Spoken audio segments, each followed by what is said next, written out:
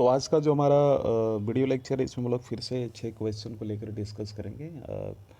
तो चलिए आगे बढ़ते हैं। जो बच्चा या फिर जो भी कैंडिडेट अगर जिसको जीरो नॉलेज है, मतलब कहने का मतलब जो पीसीएस की शुरुआती जो बिगिनर्स है उसके लिए 9 मंथ का कोर्स है जो कि ऑनलाइन चलाया जा रहा है, जिसमें एनसीईआरटी और करंट अफेयर भी होगा। अलॉन्ग विथ एडवांस कोर्स भी इसको चलाया जा रहा है जो कि 2021 प्रोग्राम के लिए है। फ़ी आप देख सकते हो। Video PDF test, video conferencing test इसमें आपको मिलेगा। ज़्यादा जानकारी के लिए इस नंबर पे आप कॉल कर सकते हैं। हमारा अगला जो क्वेश्चन है काफ़ी इंपॉर्टेंट है। क्वेश्चन क्या है इस बारे में थोड़ा देख लेते हैं। वह तमिलनाडु के कवि, स्वतंत्रता सेनानी, समाज सुधारक थे। उन्हें महाकवि भरतियार के नाम से जाना जाता था। उन्होंने सन 1908 में सनसनी सुदेशा गीतंगल प्रकाशित की थी। वो कौन थे? तो आपको मैं 2 सेकंड देता हूँ, आप इस बारे में सोचें क्या आंसर होगा इसका।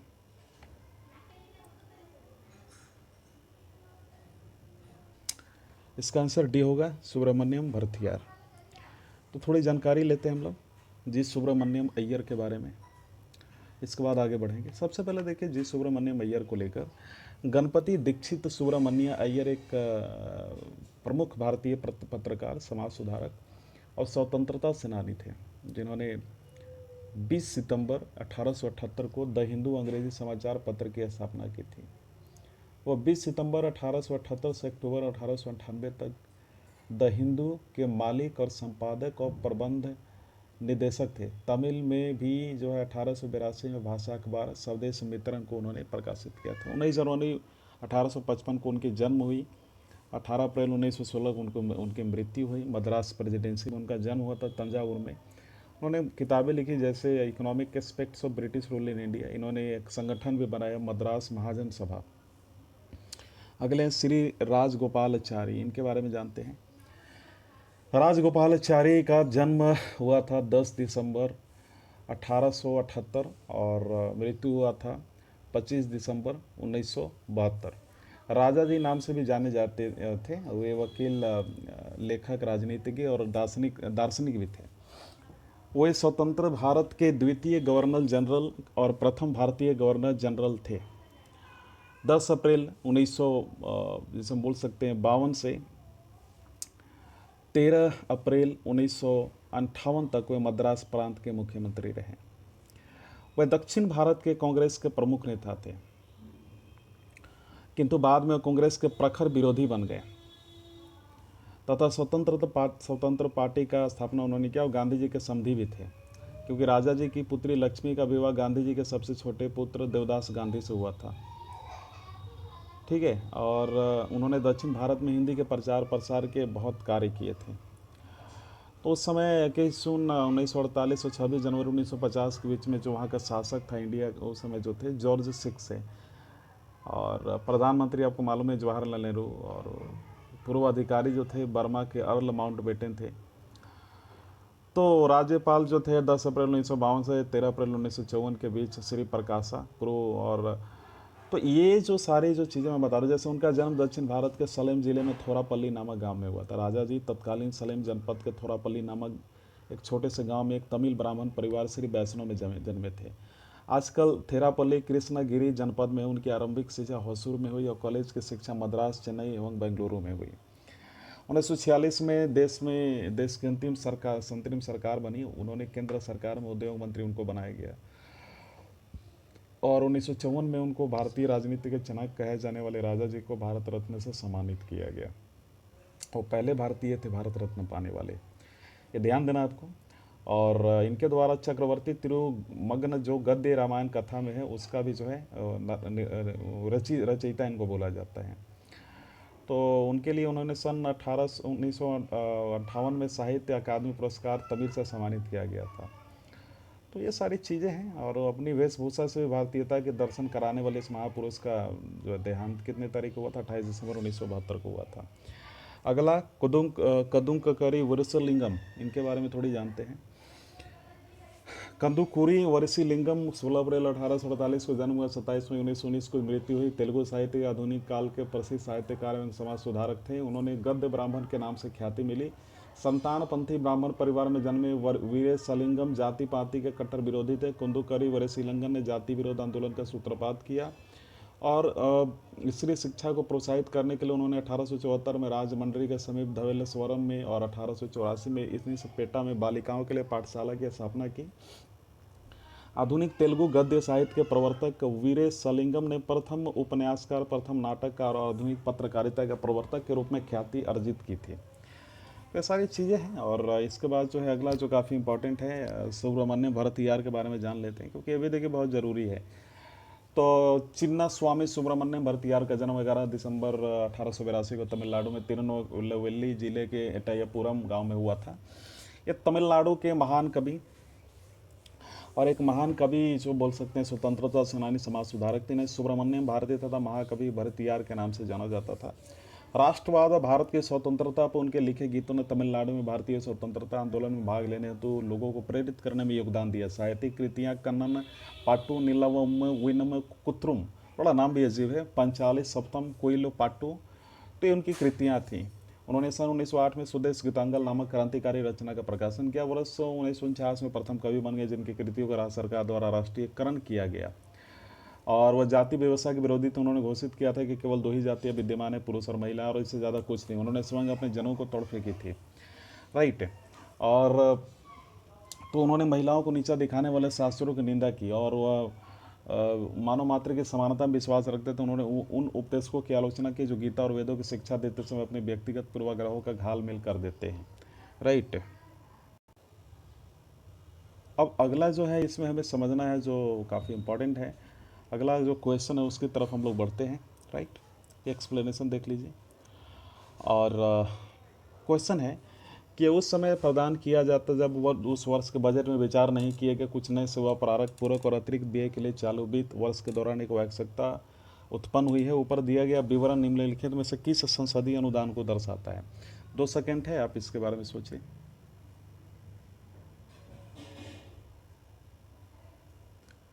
इसका आंसर होगा ए, यानी अतिरिक्त अनुदान। ठीक है, अब थोड़ी सी समझते हैं हम लोग कि अतिरिक्त अनुदान को लेकर, है ना।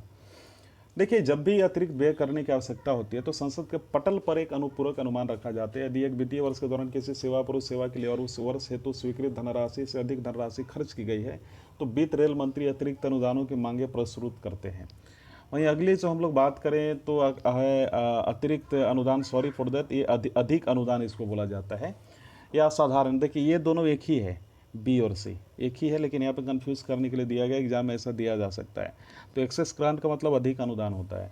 तो असाधारण या अधिक अनुदान का मतलब क्या है? देखिए, जब व्यय अपेक्षाओं से ऊपर घटित होता है तो संसद से असाधारण अनुदान मांगा जाता है। जैसे ही कारगिल संकट के समय मांगा गया था। तो यह किसी भी वित्तीय वर्ष की चालू सेवा का कोई भी भाग न होने वाला अनुदान माना जाता है।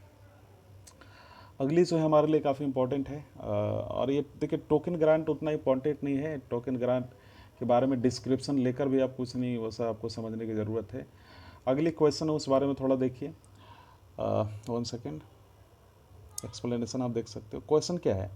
ताशकंद डिक्लेरेशन किसके बीच में हुआ था, इंडिया और किसके बीच में? तो आप थोड़ा 2 सेकेंड सोचिए इस बारे में।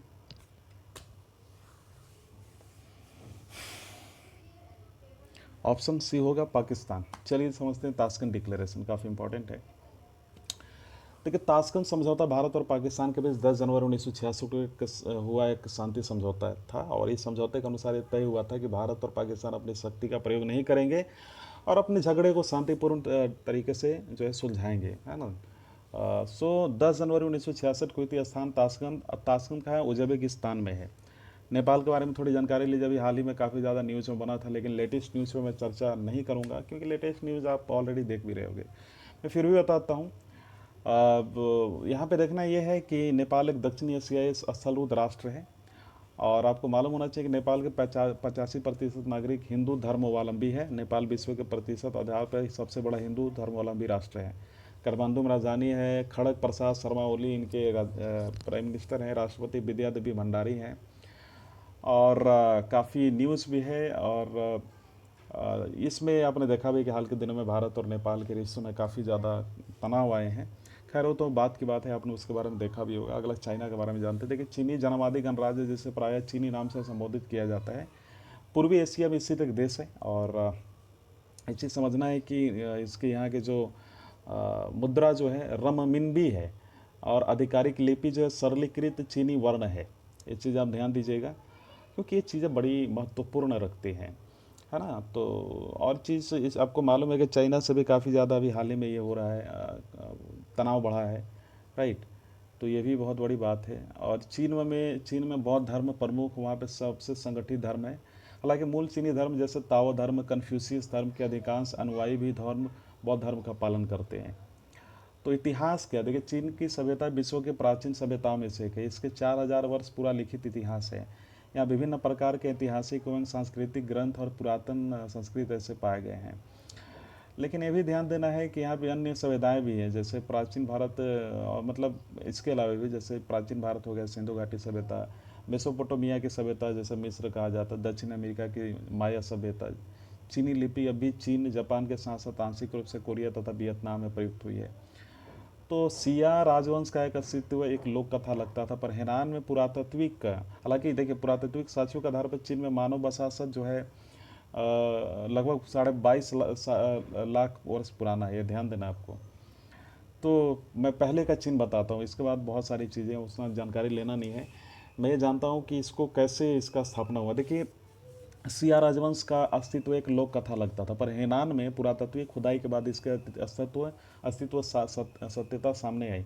तो प्रथम प्रत्यक्ष राजवंश था सांग राजवंश, जो पूर्वी चीन में 18वीं से 12वीं सदी ईसा पूर्व में पीली नदी के किनारे बस गए। 12वीं सदी ईसा पूर्व में पश्चिम से छाओ शासकों ने इन पर आक्रमण किया था, समझिए, और इनके क्षेत्रों पर जो है अधिकार कर लिया था। तो इन्होंने 5वीं सदी ईसा पूर्व तक यहाँ पे राज किया, और इसके बाद चीन के छोटे राज्य आपसी संघर्ष में भिड़ गए। तो वही 221 ईसा पूर्व में किन राजाओं ने, किन किन किन मैं नहीं बोल रहा हूँ, किन नाम ही था, किन राजाओं ने चीन का प्रथम बार एकीकरण किया, और इन्होंने राजा का कार्यकाल स्थापित किया, और चीनी भाषा उस समय से माना जाता रहा है। तो ये सारी चीज़ें हैं, और है ना, अगली हम लोग जानते हैं, राइट राइट। तो चलिए हम लोग समझते हैं श्रीलंका, पाकिस्तान को लेकर, सॉरी, पाकिस्तान के इतिहास आपको मालूम है, इस बारे में क्या आप समझिएगा। पाकिस्तान से तो आप जानते हैं कैसी स्थिति रही है। और यहाँ पे जो प्रमुख भाषाएं उर्दू, पंजाबी, सिंधी, बलूची, पश्तो है। दुनिया का सबसे छठा बड़ा आबादी वाला देश है। और पाकिस्तानी रुपया राष्ट्रपति आरिफ अलवी हैं। इससे ज़्यादा क्या जानकारी लीजिएगा इस बारे में। अगले जो है श्रीलंका, इस बारे में थोड़ा जान लीजिए। देखिए सबसे पहले समझिए कि जो है यहाँ पे इसके एक सबसे इम्पोर्टेंट है, प्रधानमंत्री महिंद्रा राजपक्षे और राष्ट्रपति गोतबाया राजपक्षे हैं। और श्रीलंकाई रुपया है यहाँ का। और कोलंबो जो कि यहाँ की राजधानियाँ है, जैसे श्री जयवर्धन पूरा कोटा है। और यहाँ पे शाही सिंगला, हमें प्राचीन काल से शाही सिंगला वंश का शासन रहा है, और समय समय पर दक्षिण भारतीय राजवंशों का भी आक्रमण इस पर होता रहा है। तो इससे ज़्यादा क्या आप जानकारी लीजिएगा। 1972 तक इसका नाम सिलोन था। श्रीलंका के जन्मदाता कौन है, फाउंडर, तो हम बोल सकते हैं इब्न बतूता है। उन्होंने 14वीं सदी में द्वीप का जो है भ्रमण किया था।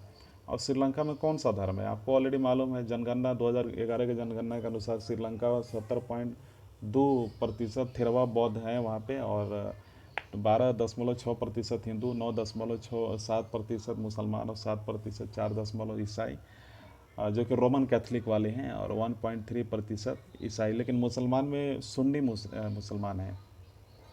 श्रीलंका भारत से कैसे अलग हुआ, देखिए श्रीलंका वास्तव में भारत का हिस्सा था ही नहीं शुरू से। श्रीलंका पूर्व में सिलोन के ब्रिटिश क्राउन कॉलोनी थी, जो एक पुराने डच उपनिवेश से विकसित हुई थी। 1795 में नेपोलियन युद्ध के दौरान ब्रिटेन ने डच गणराज्य से श्रीलंका के समुद्र तटों पर नियंत्रण किया था। कब स्थापना हुई थी वहाँ पे डेमोक्रेसी का, देखिए बढ़ते तनाव के बीच प्रधानमंत्री रानिल विक्रम सिंघे समेत कई लोग ये सवाल ये उठाते आए हैं कि क्या श्रीलंका एक राष्ट्र का निर्माण करने में सफल रहा है। देखिए 70वीं वर्षगांठ पर संसद के विशेष सत्र में विक्रम सिंह ने कहा था कि 1947 में एकजुटता जनता के तौर पर शुरुआत की थी, लेकिन अतीत के सालों में हमारे यहाँ जातीय संघर्ष हुआ है। वहाँ पे ये वैसा कोई अभी तक आया नहीं है।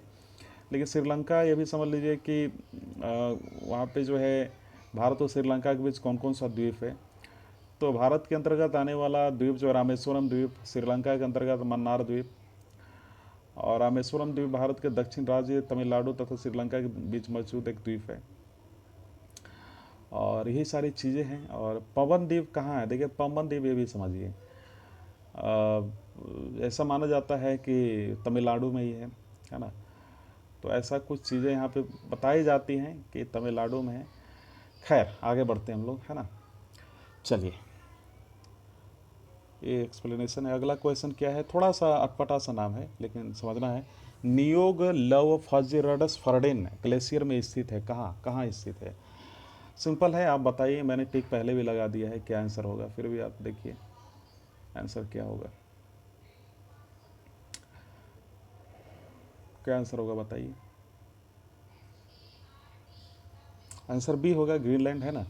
चलिए इस बारे में थोड़ी जानकारी लेते हैं। इस द्वीप के ग्लेशियर के बारे में, नाम थोड़ा डिफ़िकल्ट है लेकिन फिर भी जानकारी हम लोग जो है इस बारे में लेते हैं। देखिए, दुनिया से बर्फ़ की मोटी परत खत्म हो रही है। आपने न्यूज़ भी सुना होगा, क्योंकि अब ग्लोबल वार्मिंग पर ध्यान नहीं दे रहे हम लोग, और क्योंकि लेकिन वो गलतियों पर वो धरती पर पूरा ध्यान दे रहे हैं जो वहाँ के रहने वाले लोग हैं। तो आर्कटिक के इलाके में बसे ग्रीनलैंड से एक बहुत बड़ा ग्लेशियर टूट कर बिखर गया है, और ये टुकड़ा इतना बड़ा है कि जितना हमारे देश का प्रमुख शहर चंडीगढ़ है। समझ में आ रहा है आपको? तो अब यहाँ पे समझिए बात को कि ग्रीनलैंड के इस ग्लेशियर का नाम है स्पाल्टे ग्लेशियर। इसे 79 यानी 79 एन भी कहते हैं, और इसका सबसे कठिन नाम क्या है, नियो हावजर्डस जॉर्डन। तो बर्फ के प्रमुख स्रोत से जुड़ा टुकड़ा अलग हुआ है। वो करीब 113 वर्ग किलोमीटर का है, लगभग इतना ही क्षेत्रफल हमारे देश में चंडीगढ़ जिले का है। तो ये जो है कुछ चीज़ें हैं और कुछ न्यूज़ है ये। तो ये इतना ही जानकारी काफ़ी है। हालांकि मैं आपको बता दूं कि 79 एन आइस सेल्फ यानी बर्फ़ की चट्टान कई सालों से दरक रहा था, और 1990 से लगातार इसमें दरारें पड़ रही थी, राइट। तो ये अपने मुख्य ग्लेशियर यानी स्पाल्टे जिसको बोलते हैं ग्लेशियर से धीमे धीमे अलग हो रहा था, और राइट। तो 1990 से लेकर अब तक 2 बार इतनी गर्मी पड़ी कि स्पाल्टे ग्लेशियर से 23 किलोमीटर के इलाके में बर्फ़ पिघल गई। तो ये कुछ ऐसी चीज़ें हैं, है ना। चलिए अब यहाँ पे थोड़ा सा हिमालय के बारे में जानकारी लेते हैं, है ना। देखिए, हिमालय जो है, आप ऑलरेडी इसके बारे में हमारे देश में काफ़ी हिस्सा आप इसके बारे में जानते हैं, लेकिन एक चीज़ जान लीजिए कि इसकी ऊंचाई आपको मालूम है 8,448 मीटर है, और उच्चतम बिंदु आपको मालूम है माउंट एवरेस्ट है। दर्रा यहाँ पे रोहतांग दर्रा, खुरदुंगला दर्रा, दक्षिण पोल, कुछ इस प्रकार की है। एशिया में है, आपको मालूम भी है, इसमें कुछ नई चीज़ है नहीं, लेकिन कुछ चीज़ें समझनी है कि जैसे कि अब हिमालय पहाड़ के विस्तार कुल 6 देश यानी 6 देश में है, राइट। जैसे कि पाकिस्तान, भारत, नेपाल, भूटान, चीन और म्यांमार में बांटे हैं। तो हिमालय से निकलने वाली इसलिए इसका काफ़ी ज़्यादा महत्व। कुछ नदियाँ हैं जैसे सिंधु, जैसे हम बोल सकते हैं, फिर सतलज, गंगा, सरजू, गंडक, कोसी, ब्रह्मपुत्र, यांगत्सी नदी, ये कुछ मेन नदी है, समझे। तो ये सारी है। और एक चीज़ आपको समझना है जो काफ़ी इम्पोर्टेंट है, ये गंगा की जो मैदानी हिस्सा से आप देखें तो आप वहाँ से अगर आगे बढ़ेंगे उत्तर की ओर तो आपको 3 पर्वत श्रेणी मिलेगा। तो इतना जानकारी आप ऑलरेडी जानते हो इस बारे में, लेकिन ग्रीनलैंड के बारे में मैं कुछ बताऊंगा। जैसे कि ग्रीनलैंड डेनमार्क राजशाही के अधीन एक स्वायत्त घटक देश है, जो आर्कटिक और अटलांटिक जो ओशियन है उसके बीच कनाडा आर्कटिक द्वीप समूह के पूर्व में स्थित है। हालांकि भौगोलिक रूप से उत्तर अमेरिका महाद्वीप का एक हिस्सा है, लेकिन 18वीं सदी के बाद इसे यूरोप से राजनीतिक रूप से जोड़ा गया है। मुद्रा डेनिश क्रोन है, आधिकारिक भाषा ग्रीनलैंडिक भाषा है। महाद्वीप जो है उत्तर अमेरिका, राजधानी इसकी नूक है। और यहाँ पे किसका अधिकार है मैं आपको बताता हूँ। डेनमार्क का पूरा अधिकार है, और उत्तरी या दक्षिण के भागों को 2 अलग अलग इंस्पेक्टरेट हैं। यह व्यापार मिशन और एस्किमो के लोगों हितों को देखता है। ग्रीनलैंड का सबसे बड़ा शहर क्या है, ये भी आपको समझना है। देखिए यहाँ पे सबसे बड़ा नगर नूक है, राइट। एक चीज़ आपको ध्यान देना, वहाँ की जो राष्ट्रगान है तुम हमारी पूरा ज़मीन, हिंदी में हम लोग बोलते हैं, लेकिन वहाँ पे उसको नूनारोपुत उतकुरो सुनना वो गौरवित बोला जाता है। थोड़ा सा अजीब सा नाम, ये जानने की ज़रूरत नहीं है, लेकिन इसका आप जान लीजिए कि जनसंख्या कितनी है, बहुत इंपॉर्टेंट है। लोग लगभग 5.806 मिलियन यहाँ पे जो है पॉपुलेशन है टोटल। और डेनमार्क का, अब यहाँ पे समझना कि डेनमार्क की मुद्रा क्या है। देखिए डेनमार्क की मुद्रा जो क्या है, डेनमार्क ही वहाँ पे सब बोला जाता है, राइट। और जैसे डेनिश क्रोन, सॉरी।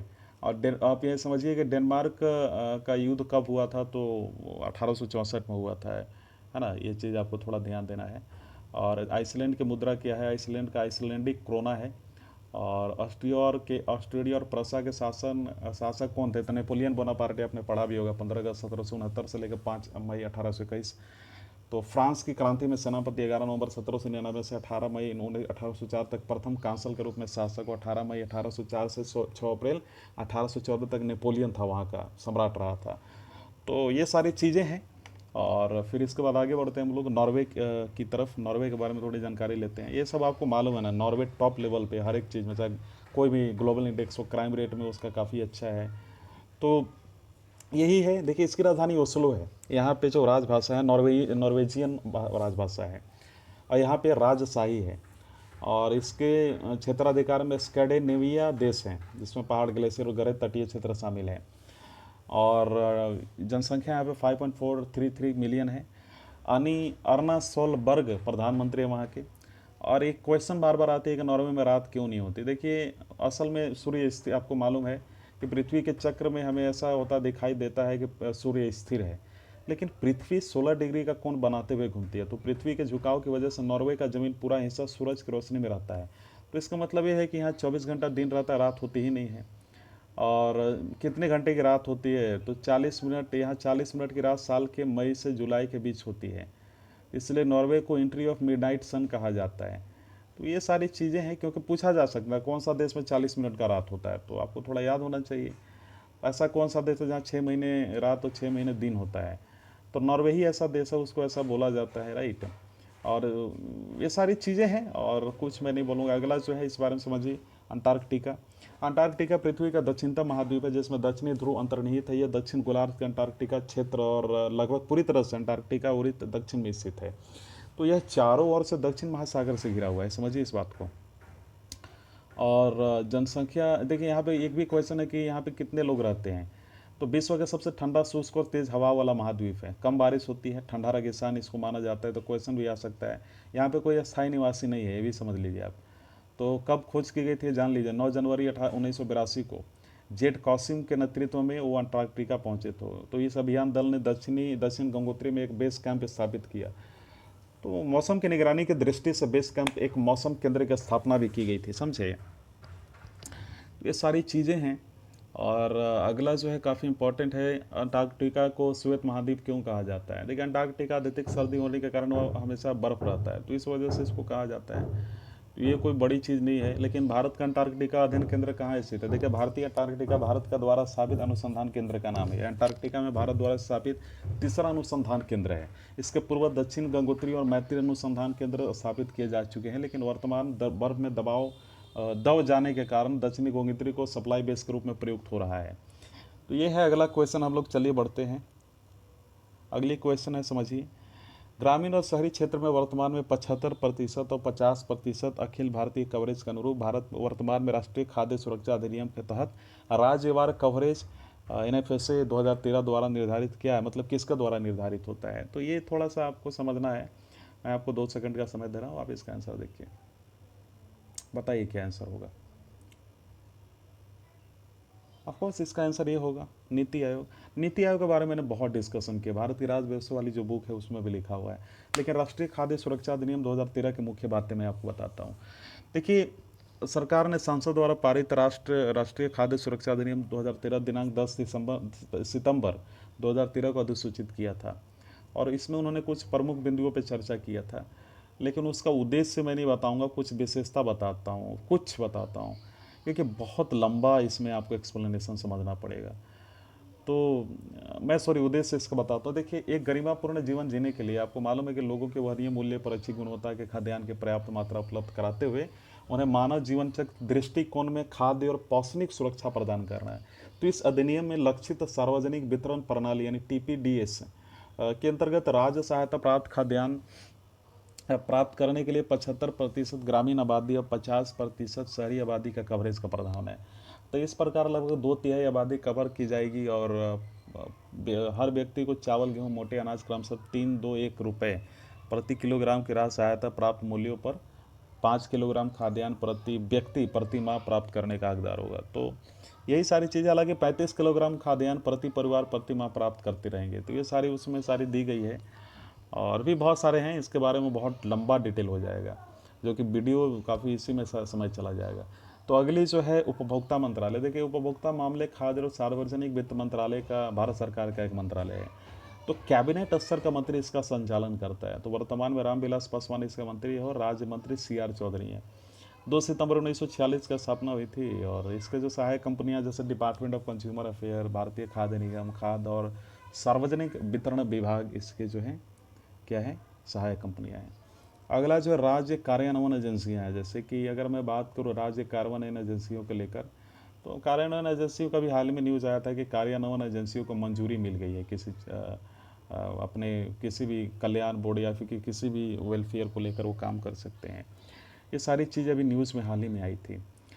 तो अभी एक और आई थी कि समाज में आप देखते होंगे किसी की जो हालांकि इससे देखिए कार्यान्वयन एजेंसियों का मंजूरी तो मिला है, लेकिन इसमें आपको समझना है कि इसमें काफ़ी एक अगर मैं इसका एक्सप्लेनेशन दूँ तो काफ़ी जनरल होगा। जैसे समाज में व्यापक सामाजिक समस्याओं के लिए एक बीच के मंच की आवश्यकता है जहाँ उन्हें रखा जा सके, क्योंकि बहुत बेसिक से समझाना पड़ेगा। वो एग्ज़ाम के लिए उतनी इंपॉर्टेंट नहीं है इसको। इससे ये पूछा भी नहीं जाएगा कि राज्य कार्यान्वयन एजेंसियाँ क्या है, ये नहीं पूछा जाता है। अगला FCI है, ये काफ़ी इंपॉर्टेंट है, पूछा जाता है, इस बारे में थोड़ी जानकारी लेते हैं, है ना। तो चलिए बढ़ते हैं, जिसको भारतीय खाद्य निगम भी बोला जाता है और आयोग भी बोला जाता है। तो चलिए इस बारे में समझते हैं, है ना। फूड कमीशन ऑफ इंडिया इसको बोला जाता है, तो इस बारे में थोड़ा सा हम लोग समझते हैं। देखिए ये भारतीय खाद्य अधिनियम 1964 के तहत वर्ष 1965 में स्थापित किया गया। इसके साथ ही कृषकों के लिए लाभकारी मूल्य की सिफारिश करने हेतु वर्ष 1965 में कृषि लागत और मूल्य आयोग, जैसे commission for agriculture cost and prices बोला जाता है, का भी गठन किया गया था। तो ये है। अगले जो है हमारे काफ़ी इंपॉर्टेंट है, उस बारे में देखते हैं। ये काफ़ी इंपॉर्टेंट क्वेश्चन मैं मान रहा हूँ। तो कावेरी नदियाँ के सहायक नदियाँ कौन कौन सी हैं? पालर, हेमावती, लक्ष्मी तीर्थ, कबनी, पोनारयार, इसमें से कौन है? आप चूज कीजिए, 2 सेकंड है आपके पास समय।